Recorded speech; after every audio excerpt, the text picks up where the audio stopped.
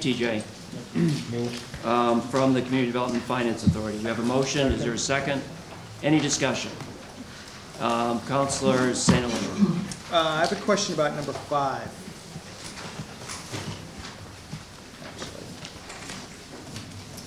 Good morning. Morning. The relocation of the child care center Yes. is to another town-owned building, Yes. and is the city, actually not the town, is the city going to rehab that building for other use as well? There is space that's not going to be used by the child care center, and I think they're looking at, and this is anecdotal information that I have, perhaps relocating a senior services program in the building. I think it's unclear specifically who will go in, but they're looking to fully utilize the school. But, so the funding for this, though, has nothing to do with that, it's simply for this particular move and this particular... That's correct. Child It's care to center. fit up and make sure that this space is appropriate for kids that need child care, and there's some work that they need to do on the kitchen to make sure they can get the meals done on site as well. Great, thank you. Councilor Sununu. Item 3. This item talks about a couple things. I couldn't find a lot of detail in here. It talks about a training program in partnership with the Warwick Mills. Yes. And then it also talks about a green technology program aimed at high-risk high school students. What is that? Well, we believe this is a real opportunity. Warwick Mills is doing essentially an energy retrofit and improvement on their own process in their building. Okay. What they've done is partner with the Highbridge Foundation, which is a nonprofit, and with school systems in the area to bring kids in to basically get workforce development courses on site. They believe that the kids will learn enough to go, at minimum, back out into the workforce with some skills in green technology. They also expect they're going to hire some of these kids. So it's a true partnership, and the commitment we've made to them is a hybrid in that there's a loan going to the business and there's a grant going to the nonprofit workforce side. So the kids are brought in as they install the... Absolutely. What is it? Do you know what they're doing? It's a biomass type heating system. They're expanding their footprint. So they're kind of trained as they go through that process. Absolutely. Are they used as labor? Are they hired there? Or is it just pure training on the students? It's pure training on the front end. What they believe, though, is that they're going to get good employees out of this. I have to say that Warwick is a company that's been around since the late 1800s. They currently manufacture high-tech woven type things, and they're a great, strong company. They do hire folks without advanced degrees. And so we were convinced and compelled that they, in fact, were going to be offering very good job opportunities to people that may not be full engineers but might be coming out with a GED or an associate's degree. Good stuff. Okay. I also had a question Go on ahead. 6. Yep, go ahead. Give me a second here.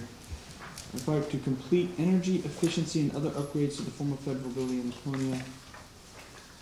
Oh yeah, it just says energy efficiency and other upgrades. Do you know what they're talking about there? It's $500,000. Yeah, I can tell you. It's the organization that's going to benefit is Lakes Region Community Services Council. They're a very well-respected nonprofit that serves over 1,200 disabled individuals. They have been on the site of the old state school grounds. They need to move.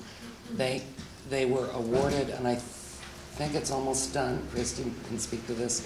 The old forestry building, a federal building that the IRS had been in for $1, which is a good deal. But what they've got to do, because they got a review of the building done, is they've got to insulate it. They've got to improve the HVAC systems. There are a number of things that have got to get done to get their 50 employees, which is a side benefit. They're bringing 50 folks to downtown Laconia, and we're hoping, in addition to lowering Lakes Region's operating costs in the long run, which will go to the cost of providing your services, we're going to see a boost in retail sales downtown. And are there specific jobs attached to these monies that This have to be created? this comes out of our category that is labeled housing and public facility. Okay. And so there is not a job link for this particular grant. Okay. Okay. Thank you. Other questions? We're on 3 through 8 from the Community Development Finance Authority. Thank you very much. We have a motion and a second. Any further discussion? Hearing none, all those in favor signify by saying aye. Aye. Opposed? Motion carries. Motion to adopt agenda items 9 through 12 from the Office of Energy and Planning. Moved. Second. Any discussion? Yes, Councilor Sununu. Something here. Item 10. Is there- Okay, item 10 from Office of Energy and Planning. Good morning. I'm Mary Downs. I'm here instead of Director Moran, who is at a conference, and the daughter and the business director. All right, one moment here. The tenants agreement is for the New Hampshire Energy support. Oh, it talks about the Granite State Clean Cities, so this is, it says to support the work relating to alternative transportation fuels, vehicles, infrastructure, and facilitation of the Granite State Clean Cities Coalition. Yep. What is that? This is a stakeholder group comprised of public and private entities that are interested in transportation fuels and reducing both emissions and costs on that front. So it's large companies that do business in New Hampshire, as well as propane dealers, natural gas dealers that are trying to promote alternative fuels to gasoline and diesel. And it's run out of the Department of Environmental Services. So I understand who they are. What do they do? Do they decide, hey, this might be a good idea for alternative fuels, or this? I mean, is there an action? Sure. There are several subgroups that are focused. There's an electric subgroup, a propane subgroup, and a natural gas subgroup, and they try and look for opportunities to develop their business and promote among different fleets, both public and private, the different alternative fuel types, so that they can create more businesses that are relying on those and reduce and clean up the air. And If I understand this right, are they kind of marketing the alternative fuels? Is that what they're trying to do? Marketing in the broadest sense of that, not advertising, but marketing. Yes, they do. Okay. They do education and outreach to let people know what the opportunities are and what barriers can be overcome. Okay, I may come back to that. It says OEP will provide funds to enable DES to make annual energy emission calculations. Mm-hmm. What are they making calculations on? So annually by law, the Department of Administrative Services, with the help of the Office of Energy and Planning, works to calculate and benchmark how much energy the state is using in its buildings and operations. And we are looking to have the Department of Environmental Specifically Services the state assist. buildings? Yes, Yes. Not private, State just operations, public yes, operations, yeah. I see. Okay. And lastly, it says to provide funds for helping to organize and host the annual energy conference and training for state employees. yes. I don't get, what do the state employees need an energy conference for? Well, the governor has actually issued an executive order to reduce our energy use in state buildings. It's one of the easiest targets for reducing operational costs, and so we've actually been doing a very good job. We've reduced our energy use by 15% since 2005. We've got more to go to meet additional goals, and a lot of that is helping state employees understand the opportunities both for behavior change and for operations in the building. So it's an opportunity to both celebrate what we've done and to... So it's to train them on their day-to-day, like you said, behavioral changes and habits so they can just be more efficient in their energy use within the state buildings themselves. Exactly, and to provide an opportunity for state agencies to share amongst themselves what the best practices are. Okay. Okay? Great, thank you. Thank you both. Thank you. So we're on 9 through 12. We have a motion and a second. All those in favor signify by saying aye. Aye. Opposed? Motion carries. Motion to adopt agenda item 13 from the Department of Information Technology. Moved. Second. Any discussion? Hearing none. All those in favor signify by saying aye. Opposed? Motion carries. Motion to adopt agenda item 14 from the Office of the Adjutant General. Moved. Any discussion? Hearing none, all those in favor signify by saying aye. Aye. Opposed? Motion carries. Motion to adopt agenda items 15 through 22C from the Department of Administrative Services. Moved. Second? Any discussion? Yes, I have a Councilor question Rizzo. on 21. Okay, item 21. Good morning. For the record, my name is Linda Hodgson.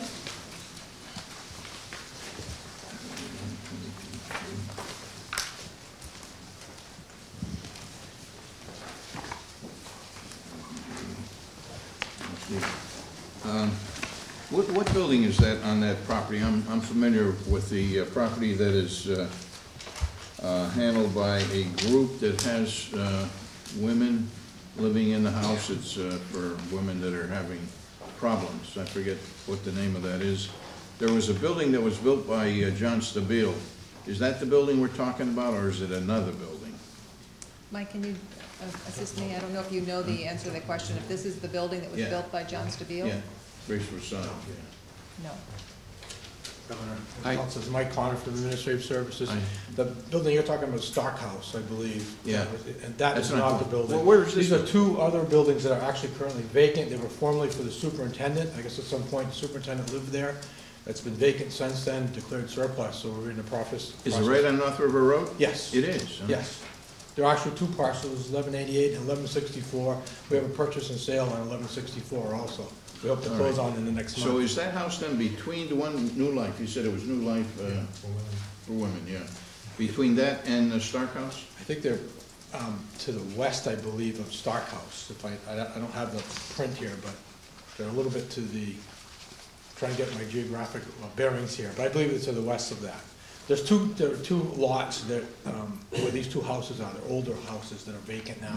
Stark House is a little bit more, if I'm looking at Well, River they use Road it to for the right. meetings, yeah, that's why I was wondering. 'cause Yes. I know they use it for meetings. So it must be between that and the New Life Ministries. Correct, but the Stark One of House those. is not Now, part you of have this. two houses there? There are two properties. You only correct, selling two one? houses. And yes, we have a purchase and sale on the other one. Oh, you do have? Yes, yes, sir. Okay. And this is something that actually the department was instructed to sell per the House Bill Right. 2. Asset Monetization Committee. Okay. All right. Okay. Yep. Other questions? Yes, Council Burton. How much, the goal was 10 million for the monetization committee, and that included Laconia. And how much has come in? The goal from a prior budget period, I think, was $10 million.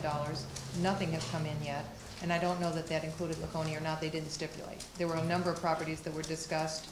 In an asset monetization, all kinds of things were discussed, including like tobacco securitization. There were a number of things. A committee met on that a number of times. We participated in that process, and they pretty much decided that they didn't think there was any low-hanging fruit. But we continue in that effort to identify state properties and sell them. Has anyone ever taken a look at the Adams building at Concord, which has been sitting vacant for at least 10 to 15 years? We haven't looked at it to sell, and I think we looked at it in other instances to try to use it for other purposes, but not at this point. As you know, we have a very successful wood-to-energy project. Correct. Generator, which we're all delighted to hear that Concord may go off the grid once it's up and running. Yeah. Yes. Wonderful. Yeah. Other questions? No. No? Okay. Thank you both very much. We're on 15 through 22C. All those in favor signify by saying aye. Aye. Opposed? Motion carries. Motion to adopt agenda items 23 through 24A Move. from State Treasury. We have a motion, second. Any discussion? Hearing none. All those in favor signify by saying aye. Aye. Opposed? Motion carries. Motion to adopt agenda item 25 from the Department of Revenue Administration. Move. Second. Any discussion? Hearing none, all those in favor signify by saying aye. Aye. Opposed, motion carries. Motion to adopt agenda item 26 through 31 from the Department of Cultural Resources. Second. Any discussion? Yes, Council Wheeler. Governor, just looking at these items on not 28 and not 27, but the other items don't name the recipients of the state money. And for the general public who only get to see the agenda online for the most part, when these titles come through, the public really should be able to see who's getting, who's getting these grants, and they should be able to see, like, the Indian Museum is here twice, and that type of thing. So I would request that when the department sends their titles, for the agenda, that they include who's getting the money. I think that's a fact the public ought to know at an easy glance, not just, go look at this letter that no one can find. Okay? I agree with you. Okay, Piece of cake. thank you. That's a good comment. Any further questions? Thank you both. We're on 26 through 31. All those in favor, signify by saying aye. Aye. Opposed? No on 28. Okay, thank you. Motion carries. Motion to adopt agenda item 32 from the Joint Board of Licensure and Certification. Second. Any discussion? Hearing none. All those in favor, signify by saying aye. Aye. Opposed? Motion carries. We will do the pardon hearing request individually, and we'll do them first with the Attorney General, Department of Justice items. I would like to ask for a motion to deny the petition request in item 33. So moved. Any discussion? Hearing none, all those in favor signify by saying aye. Aye. Opposed? Motion carries. I'd like to ask for a motion to deny the pardon hearing request in agenda item 34. So moved. Any discussion? Hearing none, all those in favor signify by saying aye. Aye. Opposed? Motion carries. I'd like to ask for a motion to deny the pardon hearing request in item number 35. Move. Any discussion? Hearing none, all those in favor signify by saying aye. Aye. Opposed? Motion carries. Motion to adopt agenda items 36 through 40 from the Department of Justice. So moved. Second. Any discussion? Counsel Wheeler. Discussion. I've got some questions here with the Attorney General, since some of these are new positions and because I need a nexus. General, as you're aware, a week ago last Friday, I think it was, maybe Monday, the Massachusetts Attorney General sued Bank of America, Wells Fargo, and a couple other banks regarding the subprime loan issue. And in that article, it said that all 50 states were in negotiations with the banks for some sort of settlement. And I, through investigating, kind of learned that that settlement is probably a fine to the states.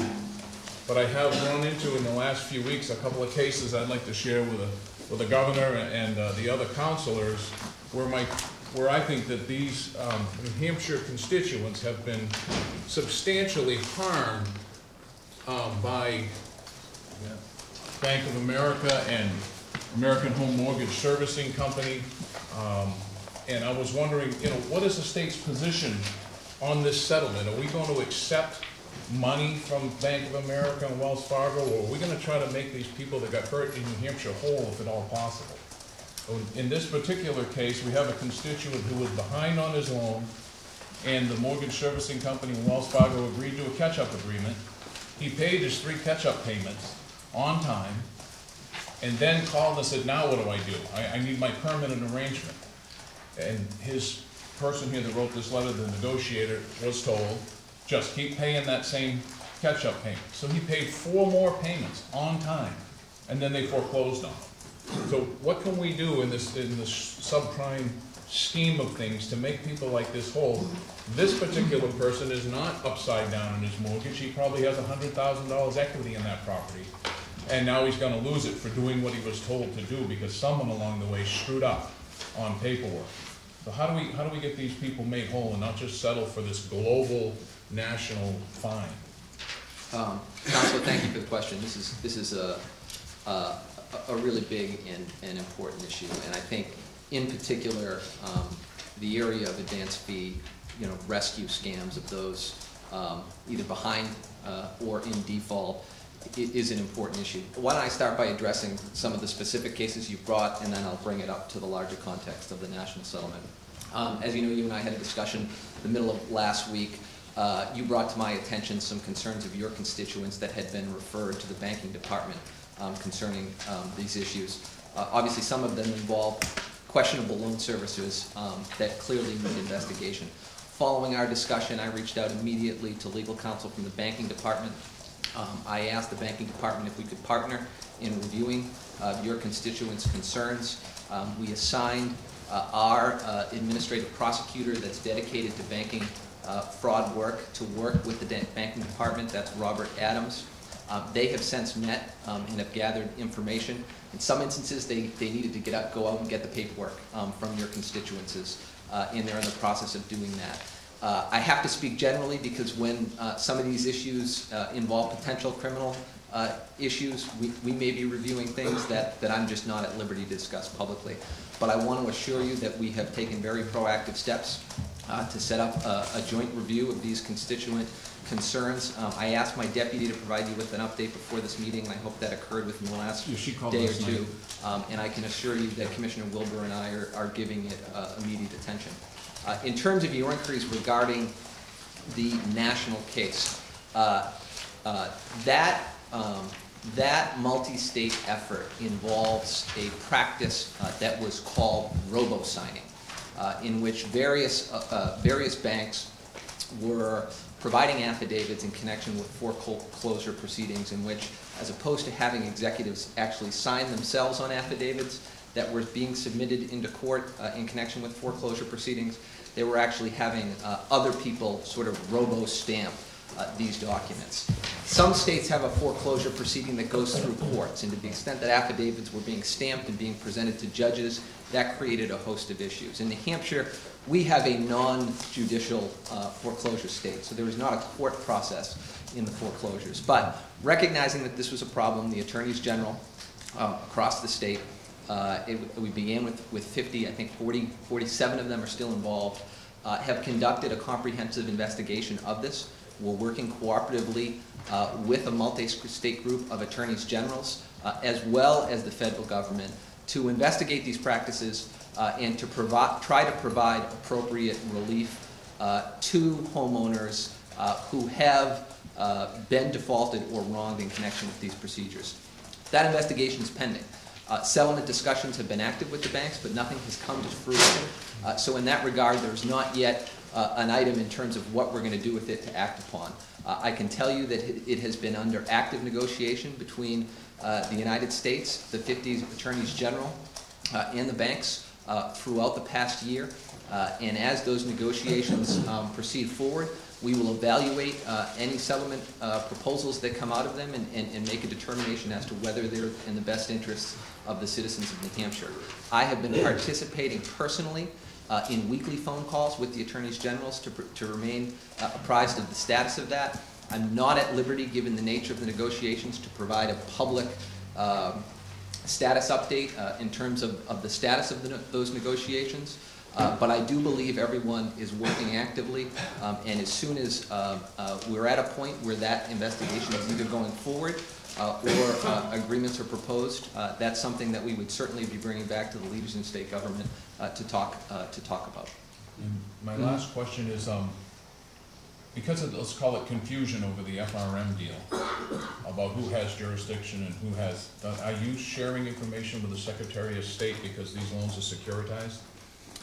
On your particular constituents, I do not know whether the banking department and the Attorney General's office have reached out to the securities regulation. To the extent that that hasn't occurred, I'll make sure that that does happen going forward. Thank you. Thank you. Okay, good questions. Governor, I had a situation here with one of my constituents, and boy, I can tell you this could be a big mess, and I can see why a lot of people are confused and don't really know what to do. This poor lady had her mortgage with Wells Fargo, and they originally had given her a mortgage, and they were then going to call it back and do permanent financing for her. Well, instead of doing that, what they did is bundle it up with everything else, and they sold it. Well, this was the beginning of a huge problem. And she and I spent an awful lot of time talking to everybody, including the president's office at Wells Fargo. We finally got it done, but a person that would be less tenacious would never get it done. But this lady persisted. She had a couple of kids, and she persisted. And I'm going to tell you, that's the only way that this thing paid off. Other than that, she would have lost her house and been out in the cold. I wish there were a better way, you know, to treat situations like this, because I mean, not everybody has got that kind of an attitude that they're going to persist until they succeed. That's a sad situation. Yeah, and I mean, I've seen that as well, and they bundle and then they sell these mortgages, and then you're dealing with somebody who don't even know what state they're in. Who then raise the rate, right. And then they say, well, it's not in our best interest to refinance. Oh, no kidding, genius. I mean, this is really, you know, We all know that. Yeah. Yes, Council St. Hilaire. Thank you, Governor. General, just so you know how widespread this problem is, I also referred a constituent of mine prior to Commissioner Wilbur being appointed, so this went a little far back. Because the same thing, they had negotiated some sort of a settlement for several payments. They were making their payments on time. They tried to make contact with the bank, and there was no response. And then finally, they're foreclosing, even though he's been making his payment. And basically, the answer is, unless you pay the full amount, it doesn't matter how much you send in. So you might as well not send anything in at that point. Right. And this isn't just the only person. Yeah. My legal side practice was also helping out a buyer who wanted to buy somebody out who was late on their mortgage. So he just wanted to buy the property and pay off their mortgage. I personally could not, after several letters and phone calls, get a hold of anybody at the bank, get any response at all. He tried before he came to see me, I tried. And so this is pervasive. And I called the banking department, and their answer is there's not much we can do because we don't have control over the bank. So I guess my question to you is, what can we do? Where's the stick that we have as a state or the states combined to get at least banks to respond? That's the most basic level of trying to negotiate the loan. These banks don't want the properties. They don't want to manage them. Thank you, Councilor St. Hilaire. And in that regard, I would say the collective efforts of the Attorney Generals do have the banks at the table, and they are responding. And in that regard, I think it's important for us to be participating in this process. In addition to those efforts at the national level, however, I want to be mindful that there are individual cases in the state of New Hampshire that will continue to receive the attention they deserve. And the multi-state effort is not about criminal scams. The multi-state issue is not about the securitization and resale of these loans. It's an issue that's using the robo-signing problem to foster dialogue, but I do believe that there is potential here to provide meaningful relief for those citizens that have either been foreclosed upon under difficult circumstances or may be behind in situations where they're having a hard time communicating with the banks. So I'll continue to remain up to date with these, and we'll be happy to keep you apprised as the discussions continue. Yeah, just to follow up on that line, and then one question. I mean, this is case number 2 I brought you. Case number 1's problem is, like Concord St. Hilaire, is you can't find anybody. Right. So we started doing a little research. An American Home Mortgage Servicing Company is based in India. So at the outside chance you can get a hold of somebody, you can't communicate. And they read from a script. No matter what your question is, you get the same answer. So I would hope that you would look into that. Yeah. And Councilor, that's where the licensing mechanism through the banking department is the hook that we need to foster these communications. In terms of your particular constituents, I can't say generally that in the past week I think we have made substantial efforts in sort of postponing immediate auctions that may have been a problem for them. So in that regard, I can report that we have made progress in communications. Thank you. Okay. Any further questions for the Attorney General? Thank you very much. We're on 36 through 40. All those in favor signify by saying aye. Aye. Opposed? Motion carries. Motion to adopt agenda items 41 and 42 from Employment Security. Any discussion? Hearing none. All those in favor signify by saying aye. Aye. Opposed? Motion carries. Motion to adopt agenda items 43 through 45 from the Insurance Department. Any discussion? I have a question on 43. Okay, question from Council Wheeler on item 43. If somebody from the Insurance Department would come forward.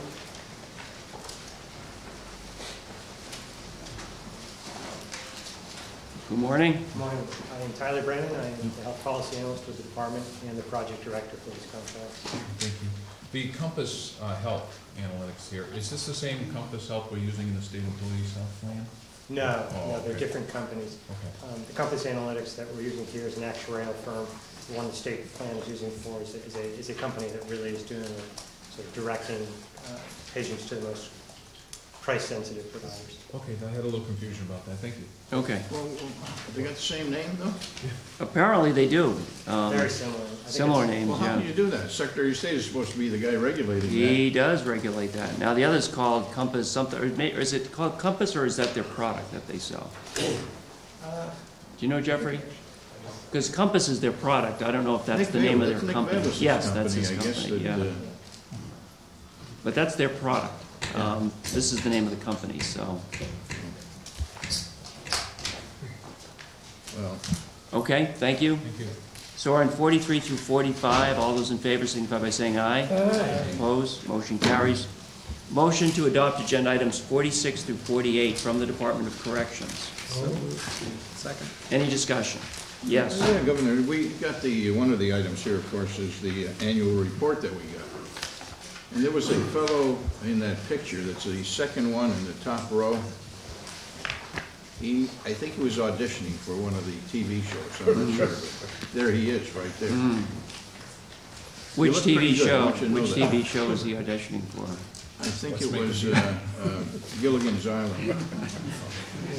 Wasn't holding numbers. No, no numbers. Thank you, Councilor. Yes. Doesn't he Okay. look pretty good? Yeah. Yeah. Governor, I would just note, Bob, the good section that Fred Nichols had in here, including now at least a paragraph on our farming operation. I recall last year, it didn't even get mentioned, and I'm glad that it's in there, and Fred is doing a good job in all of the prison industries, Granite Hill, and he's supervising that. Thank you, Councilor. Okay, so we're on 46 through 48, thank you. All those in favor signify by saying aye. Aye. Opposed? Motion carries. Motion to adopt agenda items 49 and 50 from the PUC. Move. Second. Any discussion? Yes, Councilor Sununu. I have a question on item 49. On item 49. Good morning. Governor, Councilors, I'm Amy Ignatius. I'm a Commissioner at the Public Utilities Commission. And with me is Jack Ruderman, who's the Director of our Sustainable Energy Division. I just for clarification, this item is essentially $40,000 over the next, I'm sorry, $80,000 over the next 2 years to essentially track to see how the REGI projects are doing, to put a general term on it. Is that right? That's right. It's to make sure that the funds are being expended the way they were granted to be spent, and then track the results of the programs, job creation, change in emissions, all of the things that the program promised to do, we then track. Okay. Lord knows I am not a big fan of the REGI programs, but without this information, how can I complain accurately? So, as an engineer, this is the type of contract I like. This will give them more fuel. That's right. Thank you for the warning. Sure. Any further questions? Thank you. So we have 4950. All those in favor signify by saying aye. Aye. Opposed? Thank you. Motion carries. Motion to adopt agenda items 51 through 61A from the Department of Resources and Economic Development. Move. Second. Any discussion? Yes, Councilor Sununu. I would just like has Mr. DeVivo been doing his snow dance? Still, since 2 weeks ago. Okay, all right, good, just want to make sure. Okay, we're all doing the snow That's dance. why he has a younger intern who plays faster. You're gonna need that in a couple. Yeah. Okay, 51 through 61A, all those, yes. So I have one question on item 61, actually. On 61, okay? This is, pretty quick one. Is this the website? Website? Yeah. So, questions on 61, which is the website, Silvertech? It was kind of interesting, we only had 2 bidders for this, which I found interesting just because there are so many website developers, content managers out there. I was just surprised by the low number of bidders. Do you have any sense of why that might be? Or Sure. Lori Harnoy is the Director of Travel and Tourism. Honestly, we were surprised that there were only 2 bidders as well. okay. Just think it was a very in-depth RFP, and one was from actually India, and the other one was Silvertech out of Right. Minneapolis. Okay, great. I didn't know if there was anything particular to this contract that precluded. I mean, we have website developers all over the state that would precluded them from jumping on this. The company's been doing a wonderful job for us, and we've been trying to coordinate just so that every division doesn't have separate web hosting, so it's worked out very well. Good. Thank you. Okay, thank you, thank you. So, we are on, for dread, 51 through 61A. All those in favor signify by saying aye. Aye. Opposed?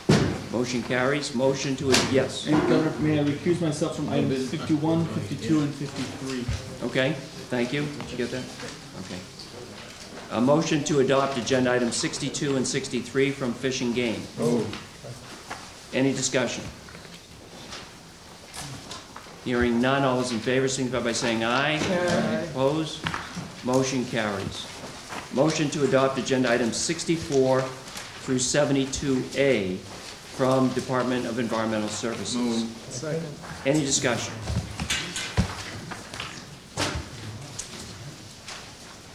Hearing none, all those in favor signify by saying aye. Aye. Opposed? Motion carries. Motion to adopt agenda item 73 from the Office of Commissioner, Department of Health and Human Services. Second. Any discussion? Hold on just one Okay, second here. yep.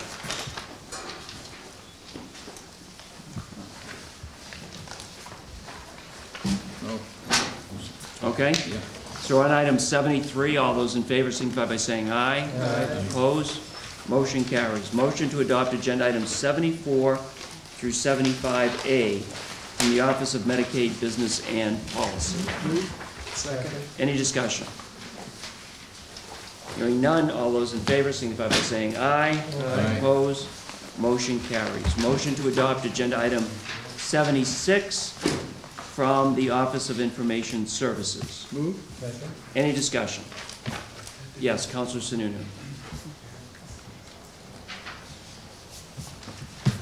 Morning, Commissioner, how are you? Well, how are you? Good. You should be great this morning. 5 more years. Is that right? Is it 5? Or is it 4?